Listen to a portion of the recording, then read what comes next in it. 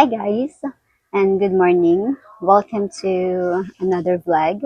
So for today's video ay samahan niyo kami sa aming weekend ganap. So currently nandito kami ngayon sa bahay ni na Mama. At every weekend kasi dito kami pumupunta. So if you're interested, just keep on watching.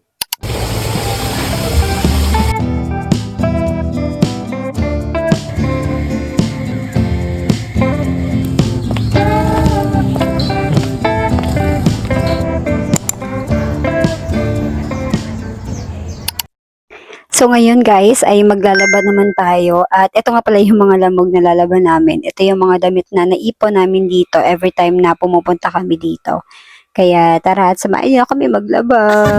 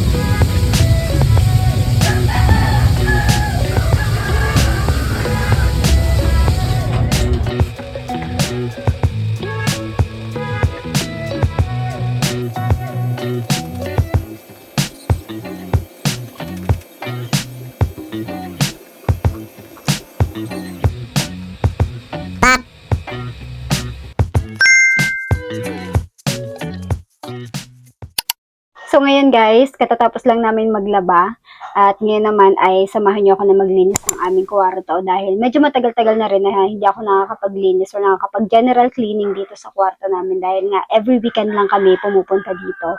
So ngayon ay meron tayong pagkakataon para linisin natin yung kwarto. So bali dito tayo magsisimula sa table ko. Ayan, sobrang kalat guys. Ayan, and then next naman ay dito tayo sa table naman ni andyan nakalagay yung mga damit na nilabhan namin nung nakaraan pa, pero hindi namin ilalagay pa sa damitan. So, yun. Let's start!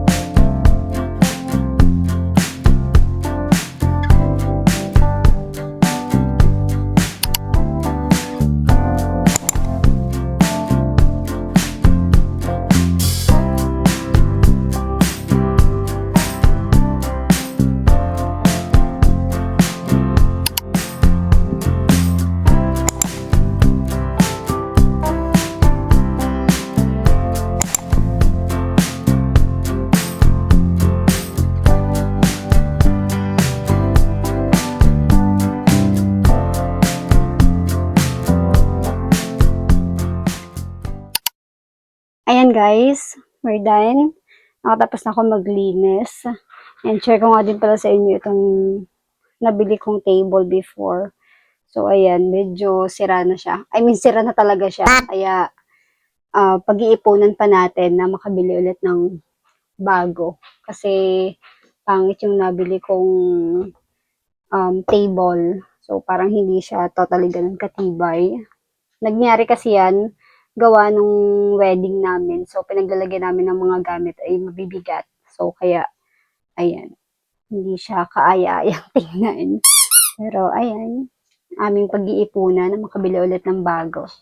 And, also, eto, ayan, okay na rin sa table ng asawa ko. And, yan, we're done sa paglilinis ng kwarto namin. So, yan.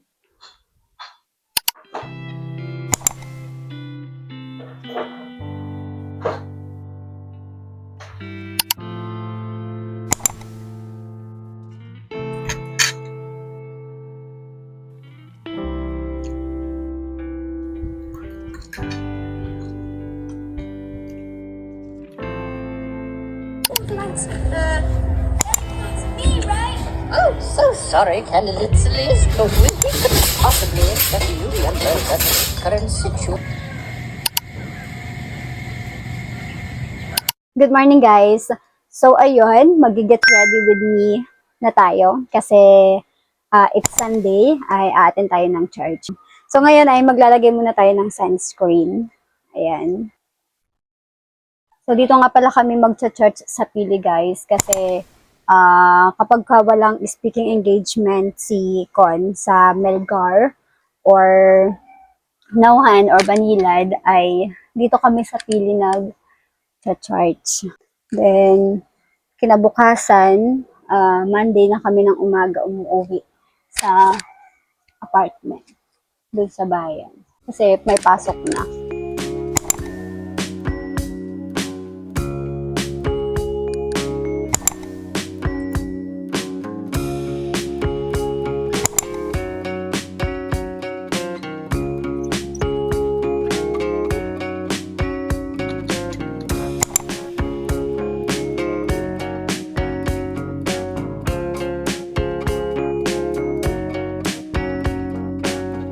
And last but not the least, lipstick.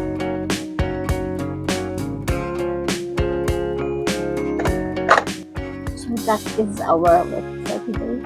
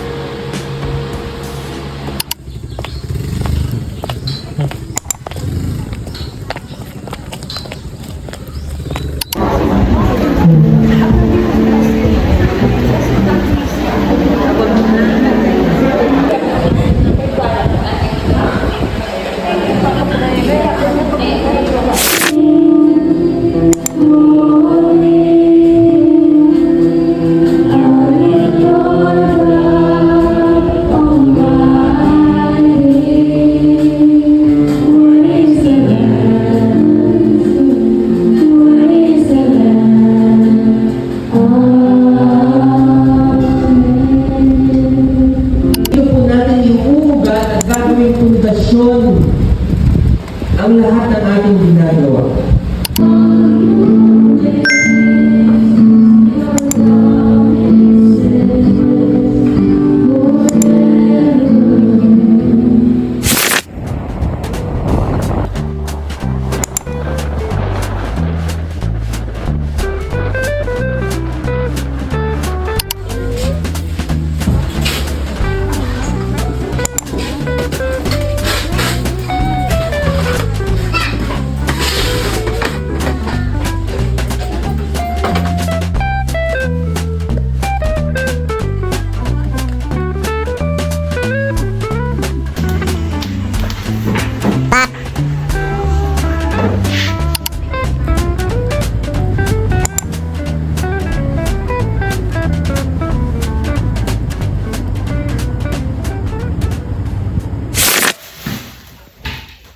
So, hi guys! Nandito na kami ngayon sa apartment kasi binaba namin yung mga pinamili namin na kakailanganin ni Con sa kanilang darating na intrams. Intrams yun, ano? Sports fest. Yun, mga sports fest. Ayun. So, maya-maya is ahalis na rin kami kasi bibisita siya doon sa mga estudyante na nagpa-practice para sa kanilang event. Yan. Saka kinuha na rin namin yung pagkain dito ng pusa namin alaga na si Luna. So kaya dumaan na rin kami dito. So, ayan guys. Itan lang po yun, bali po na 45. 45. Ano po ate ang inyong fast food?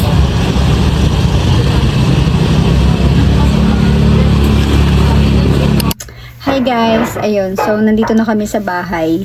Hindi ko pala namalayan kanina, nakatulog pala ako sa apartment. Kaya pagising ko is mag 4 PM na. Then yung asawa ko nakapunta na pala dun sa mga estudyante niya na nagpa-practice para sa kanilang event. So, ayun, pagkagising namin, umuwi na agad kami dito. Pero dumaan muna kami doon sa tindahan ng mga pagkain ng mga pusa dahil wala nang pagkain yung aming mga alagang pusa. And then after nun ay umuwi na kami. So, ayun. Yun lang yung ganap natin for today. Charing. And, eto nga pala, papakilala ko sa inyo yung bago naming pusa na si Luna. Where's Luna? Nasa labas. Yun, so, half, ano nga yan, Hal? Yun, so, siya ay half Maine Coon and then half Persian. So, yan, kinariri na talaga namin ang pagiging fur parents, guys. Ayan. So, siya ay magto 2 months pa lang. Hi, baby! Baby! Very cute. Kaya si Luna rin yung pinangalan namin dyan. Kasi yung kulay niya is parang kaparehas din talaga. Dahil doon sa una naming alaga na si Luna talaga. So, ayun lang guys.